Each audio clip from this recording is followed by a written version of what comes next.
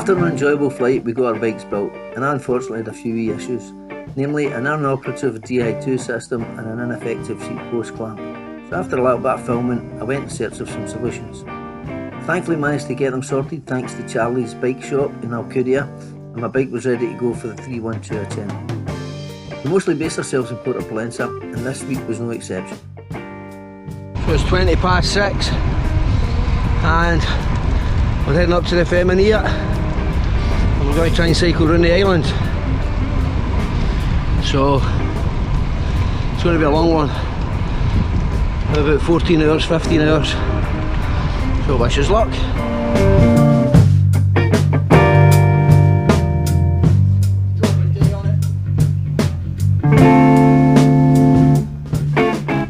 Beautiful, never been up this early over here. Usually lying feeling sorry for myself.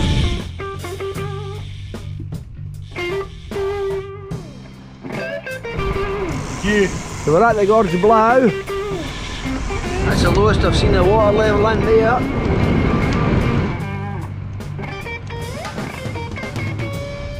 Could be a reservoir.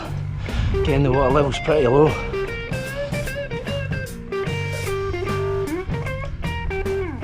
This is us at the top of the Pig, the tunnel behind us. 9 miles a day tending. Happy days. Hope my wheel behaves itself. We were making decent progress, the sun had come up and we got to the top of the Pig. The Pig is quite a nice descent, we were looking forward to get down it, and I remember doing it on a closed roads day, which was really good fun.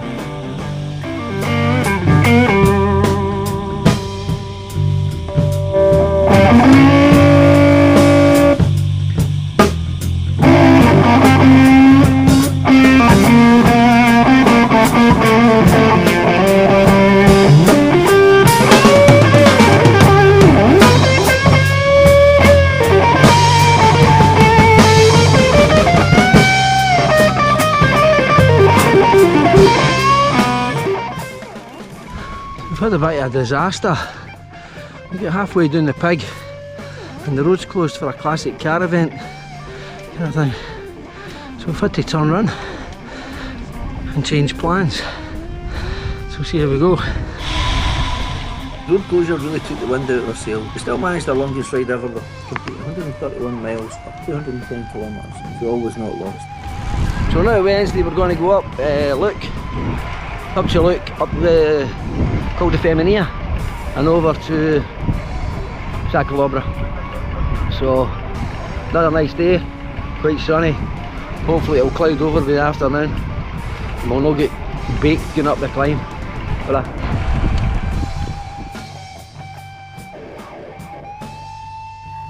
With perfect conditions, blue skies and excellent visibility for the climb up the Coll De Feminia. If you're enjoying this video, please consider giving it a like and subscribing to the channel, and many thanks to everyone who has done so. En route to Sa Calobra, we stopped into the sanctuary at Luc. This quite stunning monastery was first established in the 13th century, and it's another lovely spot for coffee and cake.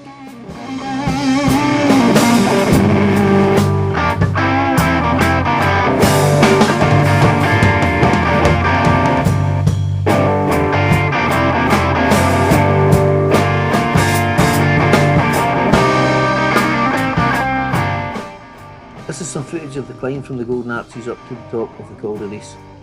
From there you drop down and descent to the coast and the small town of Sa Calobra. The road was built in 1933 by Antonio Parietti Coll, a Palma-born roads engineer who also built the equally spectacular road from Pollensa to Formentor. Sa Calobra translates as a snake, and it's an appropriate name for a quite spectacular feat of engineering as the road literally snakes its way down the face of the mountain and then out to the coast. The descent can be good fun, certainly more enjoyable than the climb, but you have to be lucky to get a clear run at it due to the traffic. Not only do you have to deal with the tourist cars and buses, but you have to be wary of cyclists coming back up who are occasionally wandering on the road a little bit.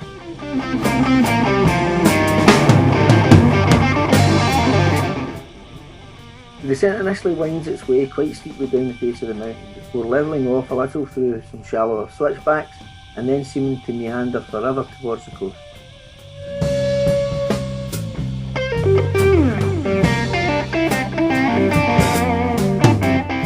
My advice to anyone going to climb Sa Calobra would be to try to head up there sharp to avoid the worst of the traffic on the climb. Don't go too hard too early as it steepens towards the top, and when you get to the switchbacks, try not to look up as it will just demoralise you as the mountain looms above you.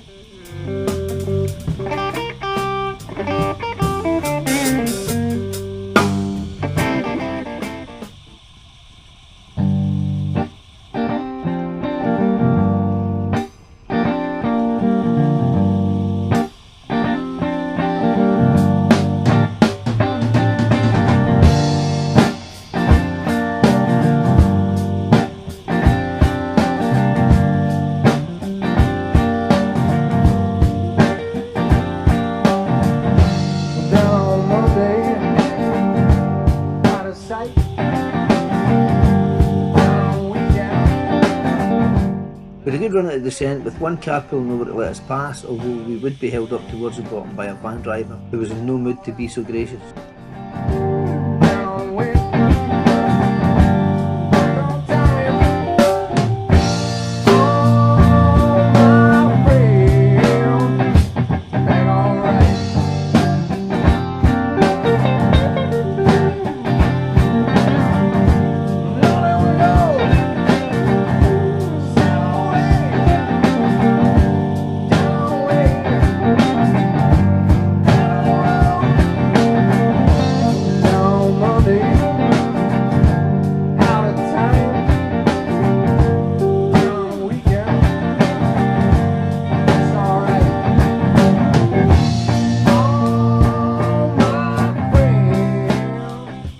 This feature has two rocks which almost touch each other, and it's a pinch point for traffic which only allows one car to pass at a time.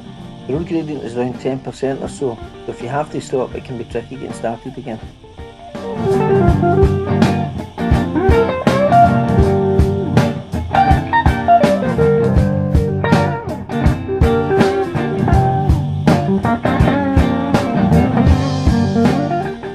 The climb back up is a category 1 climb, 6.4 miles long or 10.2 kilometres in new money, with an average gradient of 6.8%, and it becomes increasingly steep towards the final third at its peak of 692 metres. After the climb back up, where I didn't perform very well, it's time to head back down the Coll D'Honor before retracing our steps through the Golden Arches, across the top of Escorsa and past Luc.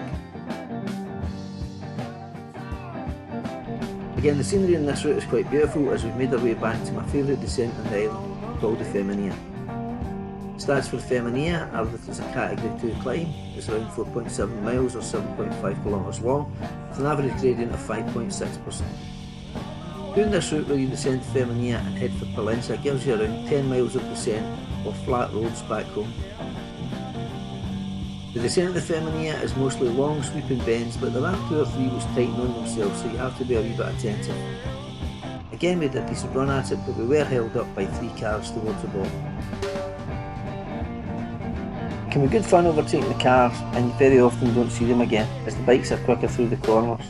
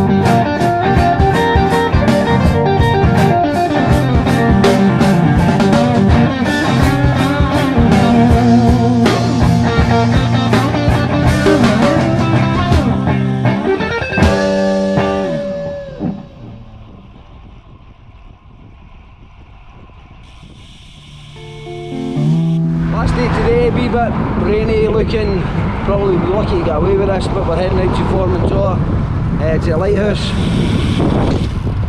So it was a nice run, it's about 25 miles there and back, so I think we'll be lucky if we get away without it raining, but we'll see. As I I've said, the forecast wasn't great, so we decided to head for the lighthouse of Formentor. This road, which straddles the peninsula on the northeastern corner of the island, has to be a contender for the most picturesque road on the island, and again it's one which we always cycle when over there.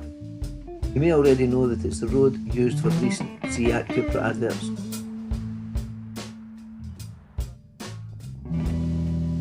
This monument, which is at the top of the first climb on the way to the lighthouse, is to honour the road architect Antonio Parietti Coll, who built this road and the equally beautiful one to Sa Calobra.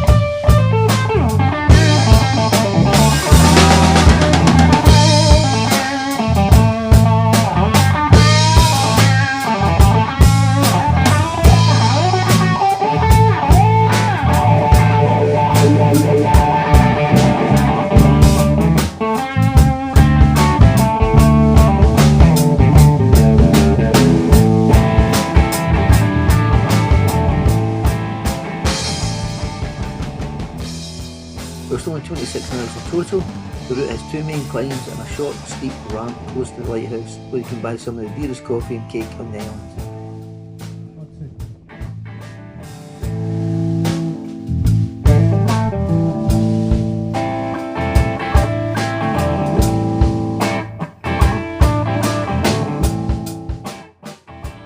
After the coffee and cake, we headed back up the steep climb, which hits 13%, and over the top towards the tunnel, which is cut through the mountain. Thankfully, the tunnel has now been lit and is much safer, as we have seen a few accidents here over the years.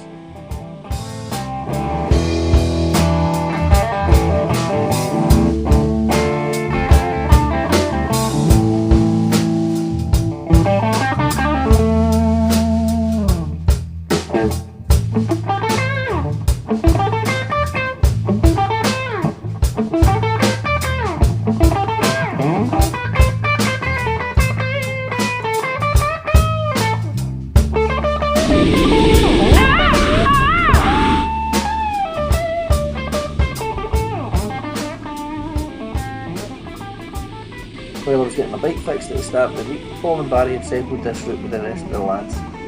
It was their first time cycling Mallorca and they loved the route, Paul saying that it was the hardest climb that he'd ever tackled. Well done, lads.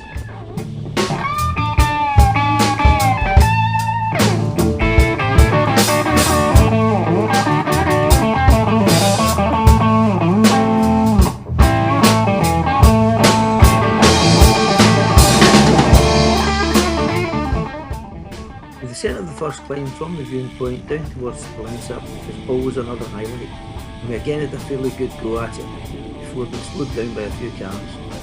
A word of warning here, look out for the 90-degree right hand bend towards the bottom, which is actually the main crash corner of the strata.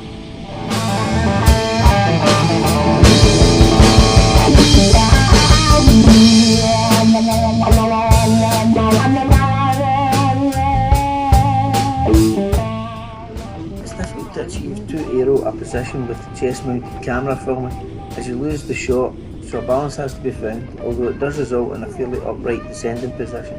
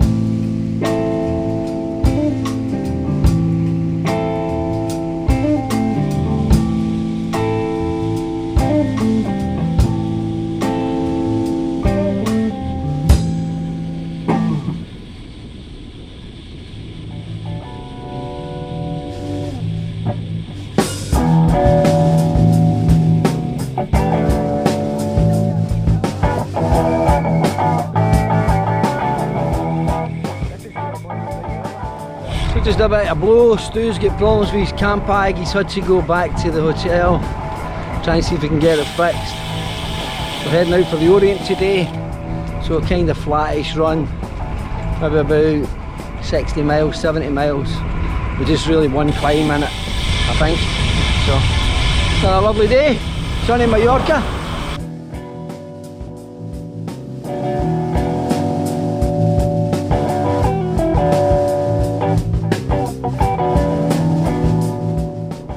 This was a day where we mostly followed the quiet little lanes, which are lovely and peaceful, often bisecting olive groves.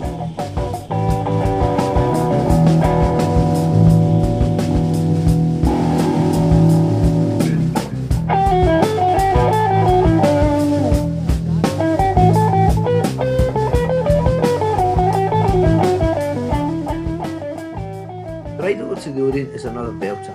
En route we passed this old windmill, which is now actually being used as a restaurant, but it has been beautifully restored and is a lovely landmark. We stopped for lunch in Bandiola and then set off to climb the Coll D'Honor.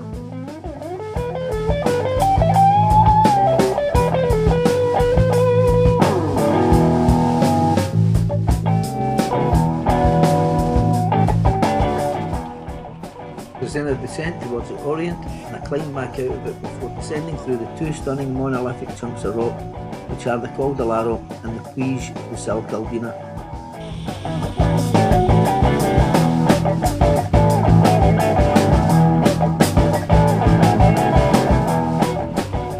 These two rocks provide a stunning backdrop to the descent, and the ominous looking clouds made it look even more dramatic on the day.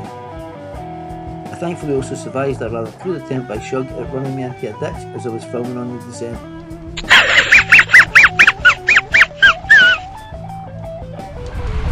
Wee Douglas, would you give us a wave?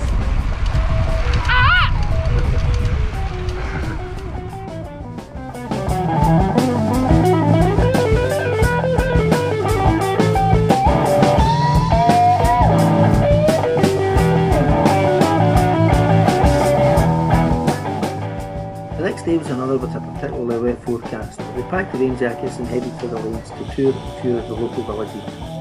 Unfortunately the forecast proved correct, and we only made it to Puig Major before it got a little too heavy and we decided to head for home.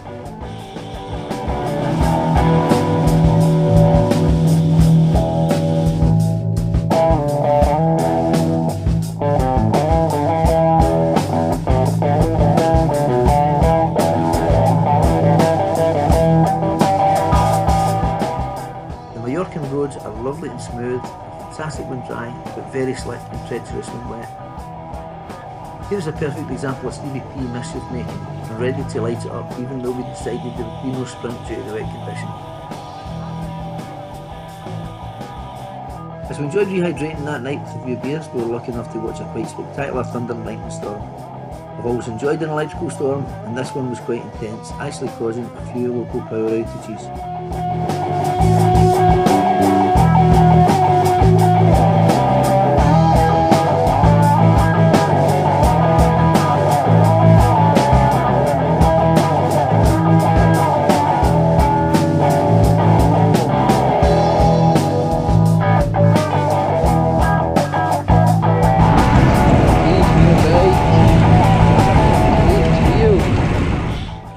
Today's route was an opportunity to show Paul and Barry the Campanile Lane, Cove's Cafe and the reeds on the stretch from Sa Calobra to Alcudia.